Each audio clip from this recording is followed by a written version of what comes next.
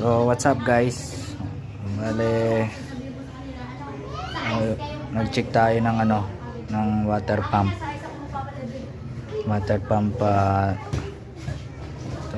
pump cell kasi may ingay na guys eh. May sipol na. Dito nagagaling yung sipol niya. Dito sa cover ng water pump. Sinilip ko guys. Pagbukas ko, ito yung nakita ko. Itong kayod na to.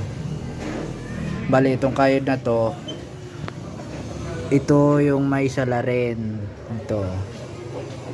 Kaya kumakayod na siya dito kasi sira na yung water pump seal niya. Yun, nandito sa loob. Baka may na. Umangat na yung water pump niya kaya kumakayod dito sa cover.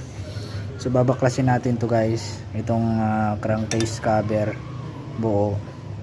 Babaklasin natin. Tapos